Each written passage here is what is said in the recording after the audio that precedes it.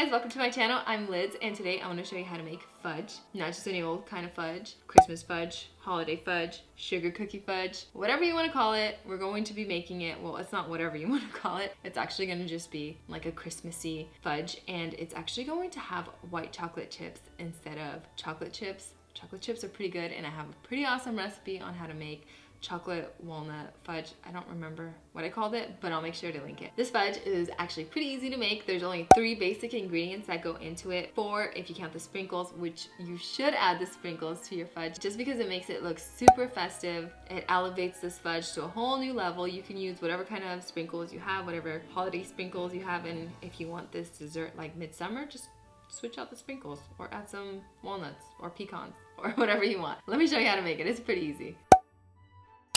First thing I want you to do is prepare your 8x8 baking dish by lining it up with parchment paper and spraying some nonstick cooking spray. You can also use a 9x9 square inch pan if you want your fudge to be less thick. Mine was extra thick, but that's just because that's how I wanted it. Once you've lined your baking pan the best you can, you'll see that your parchment paper does not like to stay. To a large pot, add in your white chocolate. Now, I am using the white chocolate chips. You can definitely use the block chocolate if you cut it up or however you want to go about it. I just find that using the little white chocolate chips works fantastic and it melts easier. Add in your sugar cookie mix and your sweetened condensed milk, and on medium heat you want to start mixing up everything until it is nicely combined. You'll see it's quite a process. Make sure you're not walking away from it, because if you do, or if you're not constantly stirring it, it'll burn on the bottom. Don't walk away. Continue to stir. It's kind of hard, and you'll see that it comes together and a really nice thick consistency or fudge will start forming. Once everything is melted and smooth and looking luscious and delicious, you can add your sprinkles. Now, I added my sprinkles, and believe it or not, when I tested this recipe out, it was fine with the sprinkles that I used, but then I ended up using the wrong sprinkles and they kind of bled through, and that was the exact thing that I was trying to avoid. The sprinkles bleeding through the fudge doesn't look terrible. It wasn't the look that I was going for. In fact, I was hoping that they wouldn't bleed through just because once I cut them, they would stay intact. But it kind of dyed my fudge all these weird different colors. It kind of looks like a kindergartner did this. They kind of look like a mirrored galaxy cake. All these different colors waving through my fudge.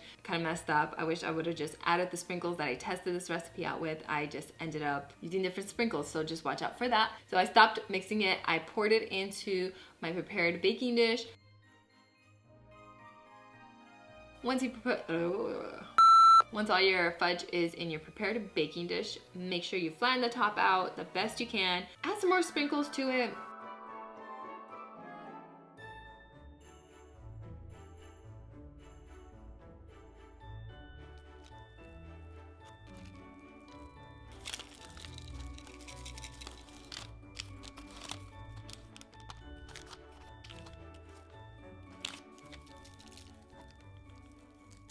Now, if you are adding nuts, you could add nuts on top, or you could even mix the nuts in throughout the batter. You guys always have the most incredible ideas. I always feel like I'm not worthy of you guys, because you guys really do come up with the most awesome things. Just don't make a galaxy fudge unless you want to, because it's not the ugliest thing.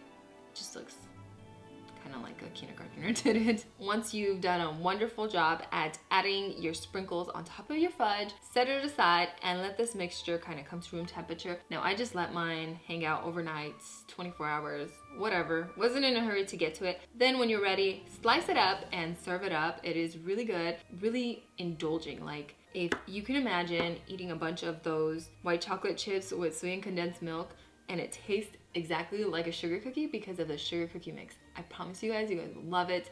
So you know what you should do? If you are having a party or a get-together this holiday season, take these over there. The only suggestion I have for you guys is, if you make these, make sure you cut them into bite-sized pieces, because they're a little bit overindulging.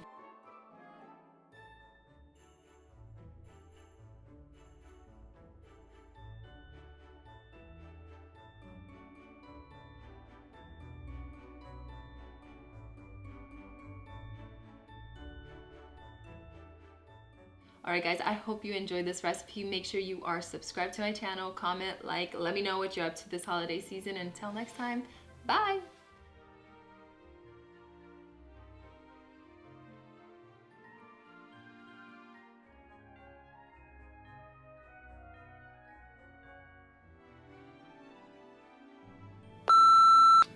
lips chapped?